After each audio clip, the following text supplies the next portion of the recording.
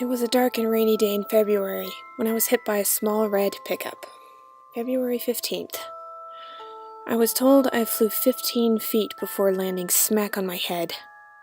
Apparently, the driver was drunk and didn't see me crossing. I don't remember that day at all. 4 weeks I slept, in a coma that many feared I would never come out of. I was placed in a ward for children and teens with major bodily harm or disease. My roommate was a boy named Mason. I never did find out his last name. For the time in which I slept, he found out bits and pieces of me from my various visitors. My favorite color, what music I liked, and other random things.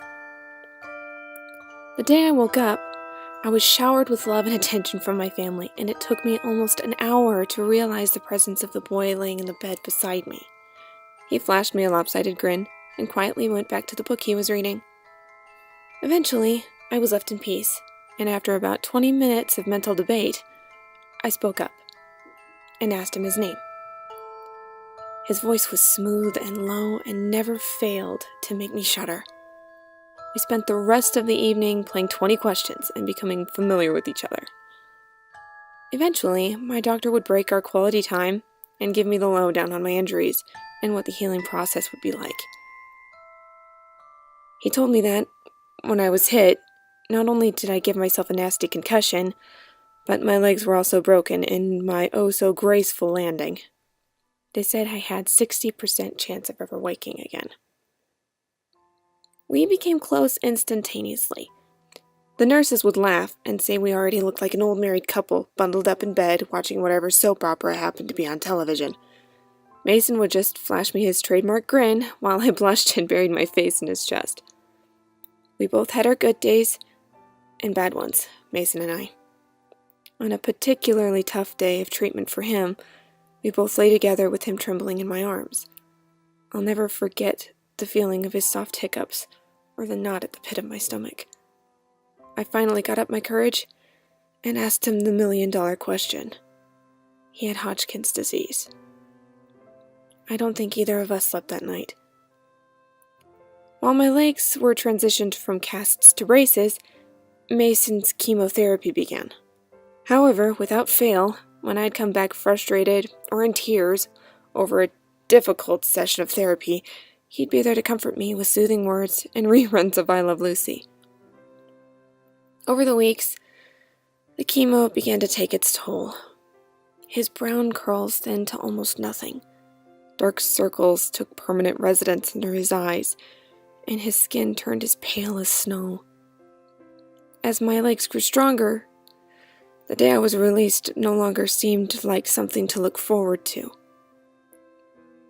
The day we decided to shave his hair was the day I broke down.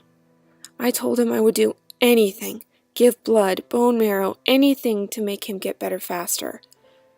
But he just shot me his smile and instantly made me melt and wipe my tears away. 60%. Mason had a 60% chance of beating his demons. Same as me. On May 12th, I was officially released from room 104. I would walk with a limp most likely for the rest of my life. Every other day, I would visit Mason. Each time I would leave, we would take a picture together. Over the months, I could compare our first picture and our most recent one and see how much he was deteriorating. It was heartbreaking. August 17th was the first time I lost him. Overnight, a high fever had broken out and his heart stopped for 4.5 minutes. Those were the worst minutes of my life. I sat outside his room in an uncomfortable plastic chair, watching the nurses I knew all too well scrambling back and forth, attempting to save his fragile life. I didn't leave his side until he squeezed my hand, winked, and told me to go home and take a shower. After that, I vowed I would never let him leave me alone again. I guess the odds weren't in Mason's favor, for by the time Thanksgiving came around,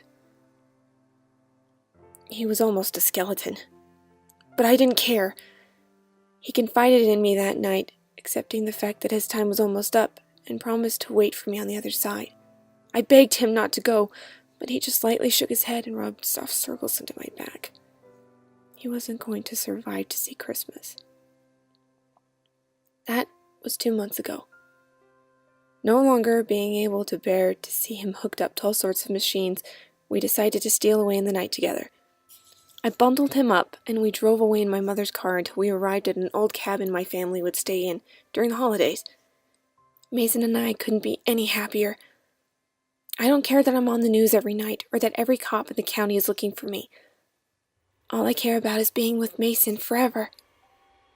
Even if his flesh is crawling with maggots and beginning to peel off his bones, even if the smell of his rotting cadaver never fades from my skin, his lips are still warm at night, and he often whispers sweet secrets to my ear before we sleep.